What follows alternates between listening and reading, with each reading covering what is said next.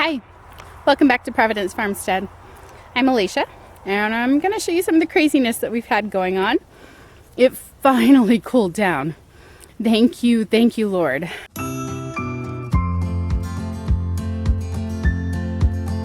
We were ready. I worry about how quickly it's cooling down.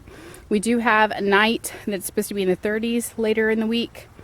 That concerns me a bit because we haven't started our wood burner yet, and we haven't started harvesting wood yet, which we have at least a couple weeks worth, but that thing eats wood. So but aside from that, we're loving this. It's just been beautiful. My kids and I had a wonderful day hopping around to some plant nurseries and bookstores today, things that we love. And I'm going to show you what's going on in the garden and show you what's going on with the nursery visits.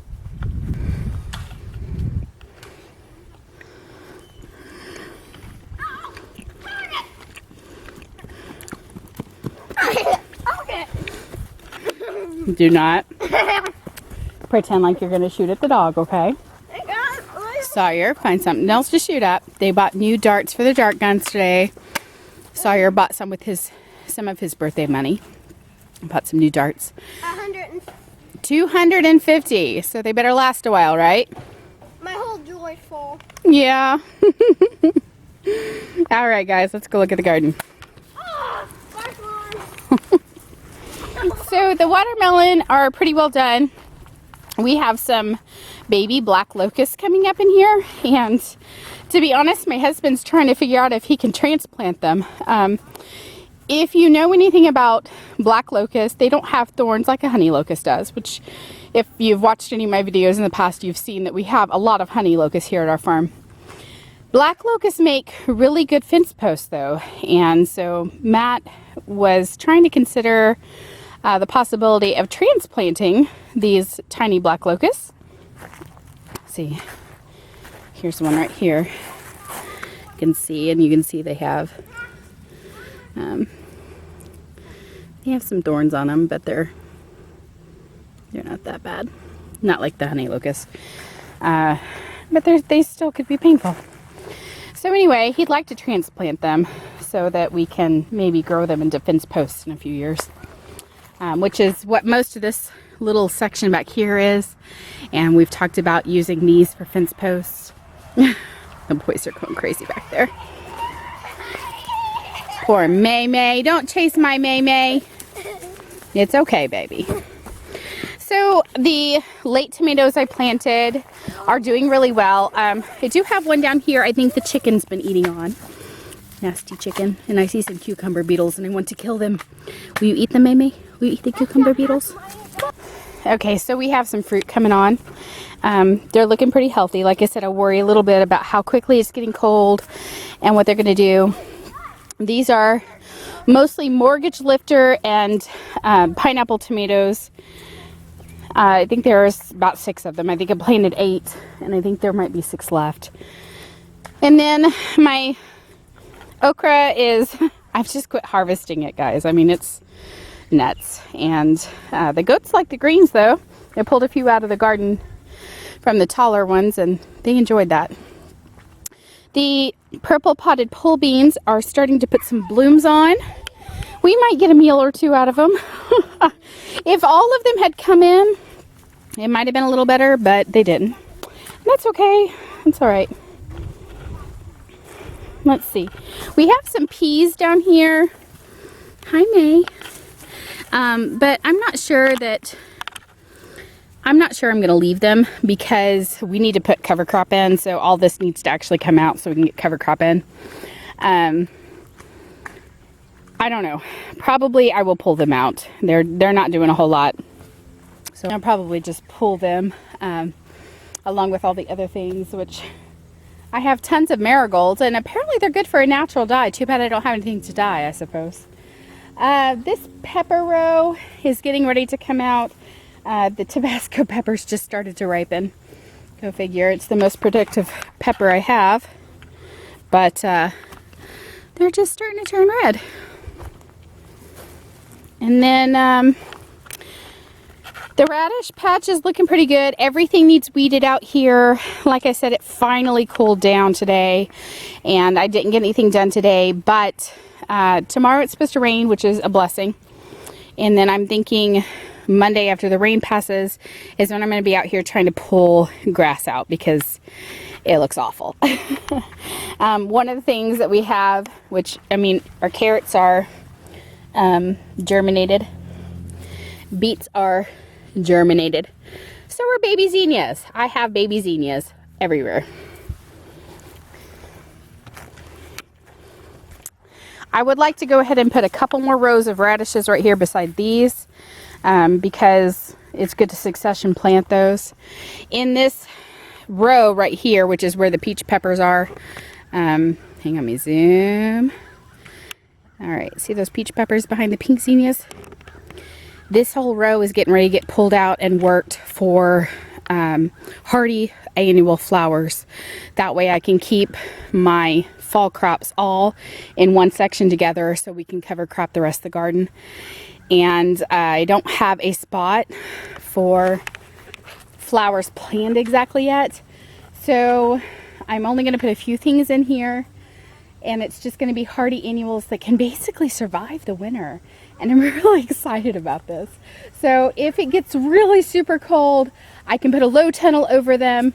Otherwise, they should be okay. I can float a row cover over them, a piece of vagabond, and I should have some beautiful blooms early. It'll be great for the pollinators. It'll be wonderful to see. So I'm really looking forward to it. The pollinators are going crazy. I mean, these are done. They are so done. But what few blossoms I have left out here, the pollinators have just been flourishing on. The last little bits here. The butterflies love the zinnias. The holy basil is covered up with the honeybees. This row here that May is munching on, is that good? Did you need a little vegetables in your diet? Okay.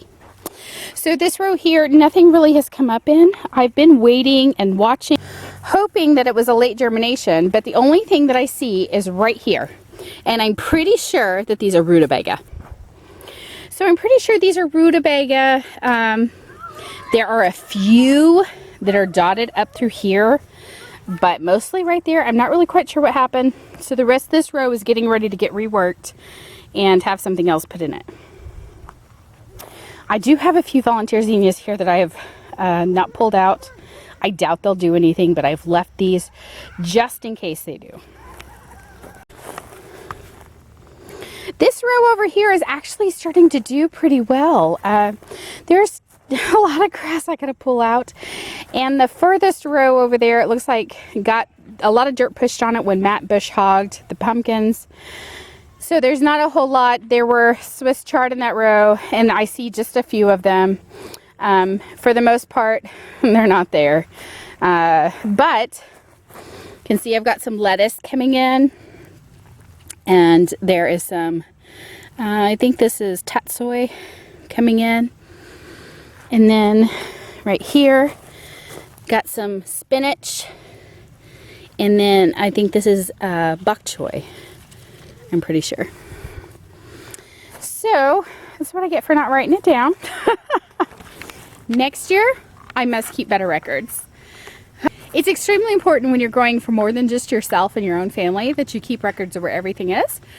Because I am going to be offering a few CSA shares locally next year, and I will have to keep track of that. Speaking of which, if you're local and you're interested in either a full share or a half share, please let me know. Give me a shout out and I will make sure I get you on my list to send some information to. The last thing I wanted to show you is the turnip seeds I just planted a few days ago. And they're coming up. Look at the little turnips. Aren't they cute? I'm keeping them watered, so they're coming up pretty well. I think I could put another maybe 1 or 2 rows in. That way they're succession planted. I may even go that way if I get that stuff pulled out next week, which as much as I love the butterflies, I am going to have to start getting this stuff pulled out I've been trying to hold off as long as possible and let them enjoy the last little bits of our Indian summer here. But it's about time. So I want to share a little bit about what I've been doing at the nurseries here lately. I might have got a little excited. I've been sharing on my Instagram page and on my Facebook page, so you've probably seen some of it. But I bought some roses on sale last week. They were on sale for 75% off. So I got these roses for under $7 a piece. And they're not the roses I planned on getting for next spring. I still hope to order several bare root roses in varieties that I had planned to order in. But these, I just couldn't pass it up. So I might be a little crazy. But like I said, I just couldn't pass it up. The other thing that I picked up was a hydrangea that was on sale for 75% off today. And I also took a couple cuttings from a park that we visited today so that we can try to root those and see what happens. So let me show you. So here's the cuttings we took. We took, sorry, it's so shadowy. No, May, don't bother my, I'm pretty sure this is limelight hydrangea. And that's what I wanted today, but they didn't have it. So that's what I got. But then we've always wanted a weeping willow. So we took a cutting of weeping willow.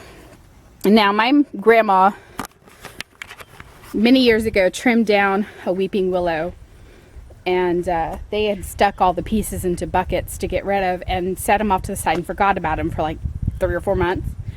Those filled up with rainwater, and when they went to throw them away, they were full of roots. So I have faith that this will work, but it's getting cold. So we shall see, but we have wanted a couple weeping willows here for a long time.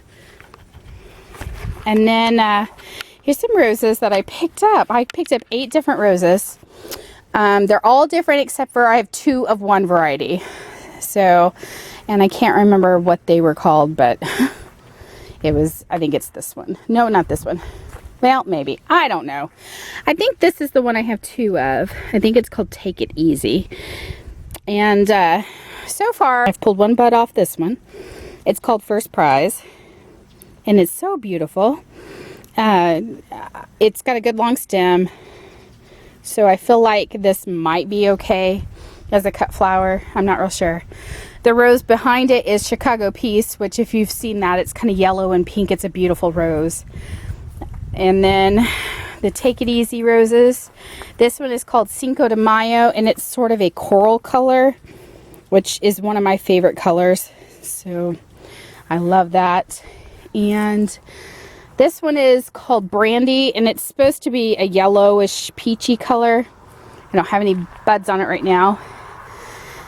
This one is called Dick Clark, which is kind of a really dark pink with a white center. And then, what's this one? Oh, this is the new Top Gun rose that came out this year. And it's a fairly low growing rose. And then this is the hydrangea I got today. It didn't have a tag, but it's still pretty.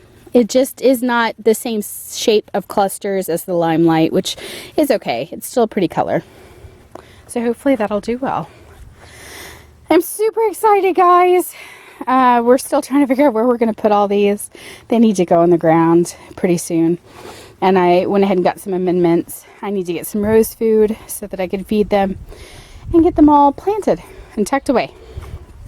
I watched a whole bunch of great videos.